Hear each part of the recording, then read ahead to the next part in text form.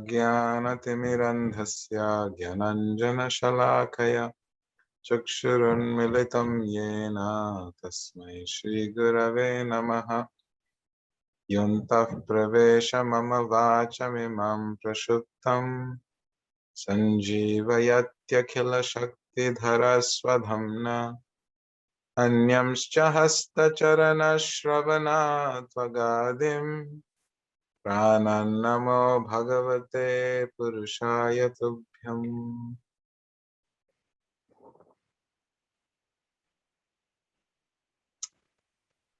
Difficulties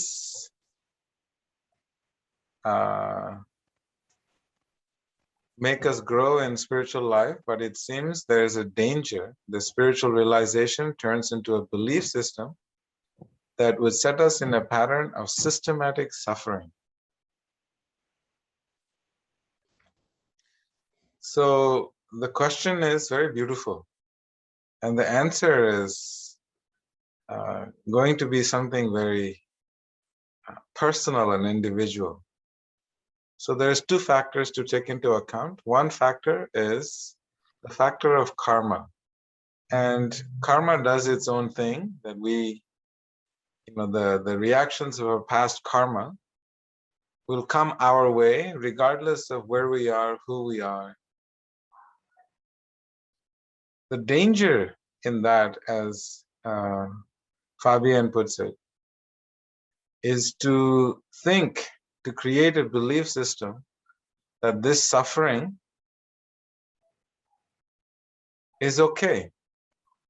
Suffering is not okay. It's not mandatory.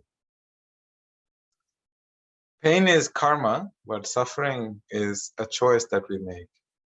So what happens is that when we become spiritually advanced, then all the difficulties that we face in our life, we understand that the laws of karma are doing what they're supposed to do.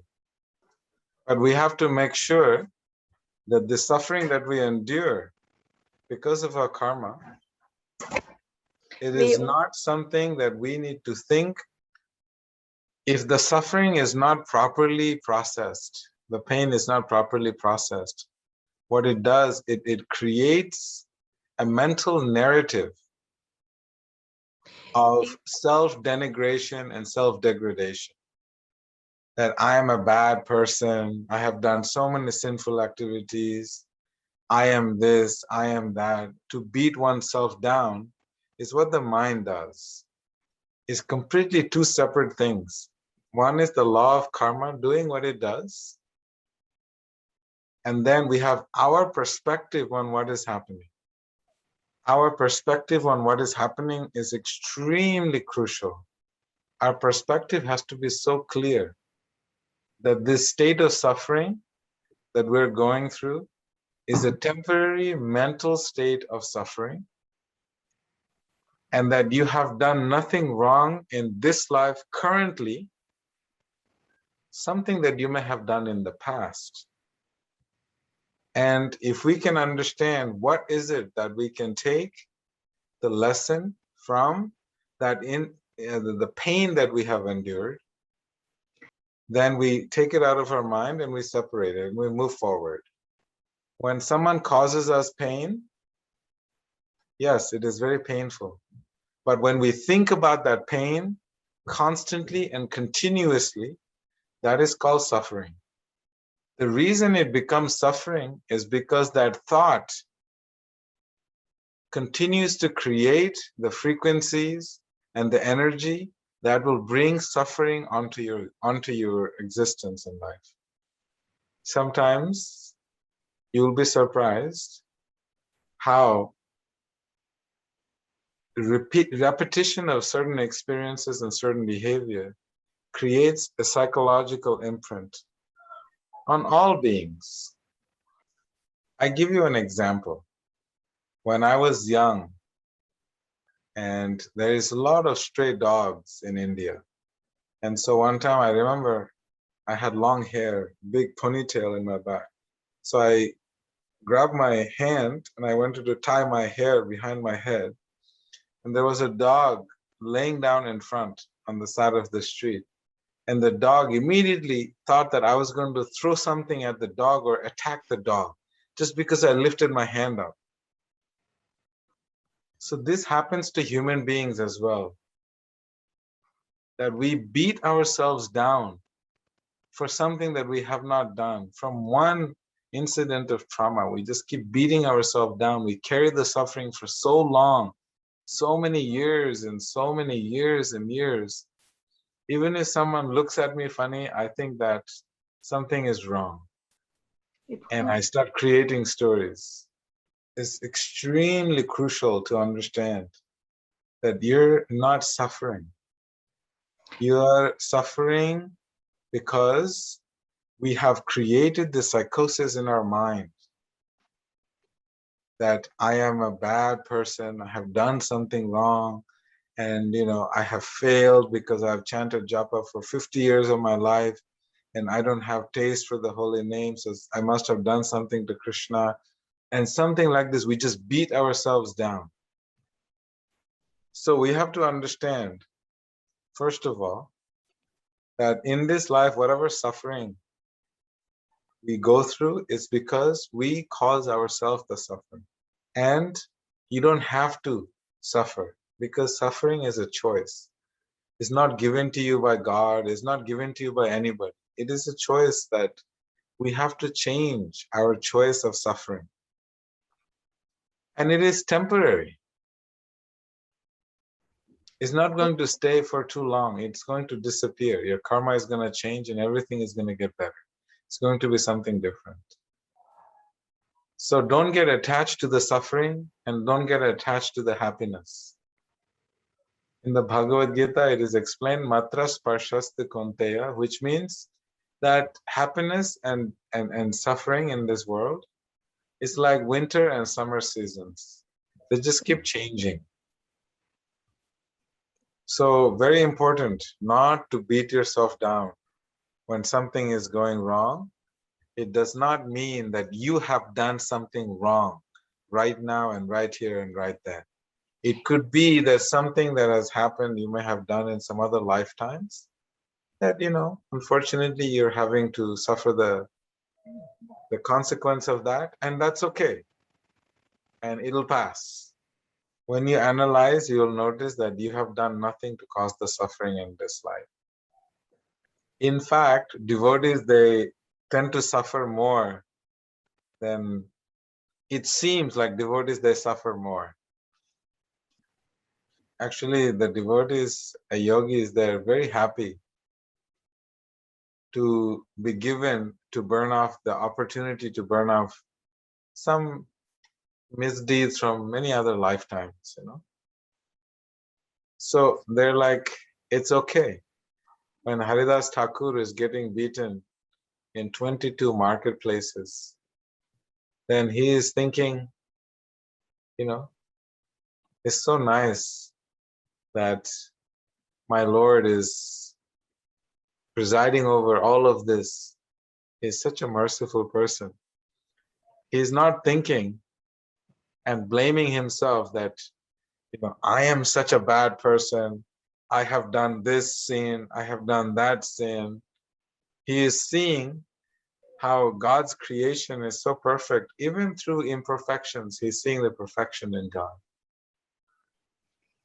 We have our own plans, but God has his plans for us as well. When we want to do divine activity, then he said, oh, you want to do divine activity? Let me help you. So it appears that yogis, they go through a lot of suffering. But in fact, actually, they don't suffer. It makes them more and more detached from the material world. And they do not get into the cycle of, that I have done something bad and beat themselves down. They become more and more detached materially and become more and more attached to their heart. See, the biggest danger in the suffering is when you don't process it properly. Number one thing is that we should never blame anybody. First question is, why is this happening? The second question is, what is the purpose of this? And the third is, what can I get from this experience? how will this help me grow in my personality? Because as soon as you start blaming, then we have lost the essence. If you blame yourself, you're unnecessarily beating yourself down. How do you know that you are the one that caused your suffering? How do you know? Are you God?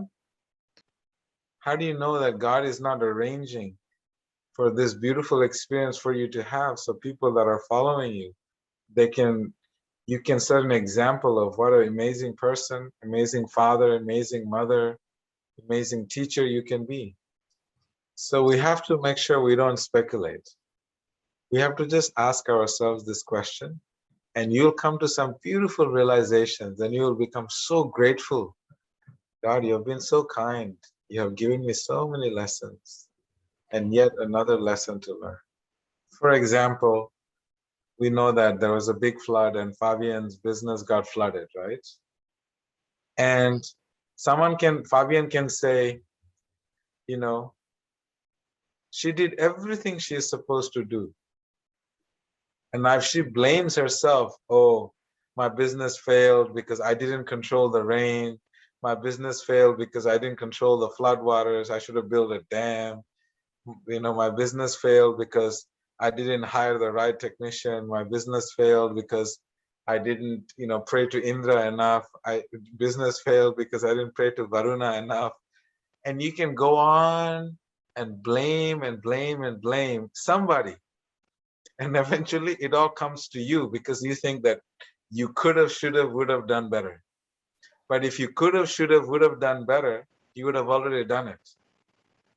So why blame somebody when you have no idea, you had no control over the environment? All you have control over is this asking yourself these beautiful questions and trying to see what is the essence of that experience. So, it's unfortunate human nature. There is COVID. So we have to blame it on somebody. Is the government is doing it to kill us slowly, to program us. They're going to put microchips in our arms and you name it. Every single possible explanation to find the blame. Somebody in the world.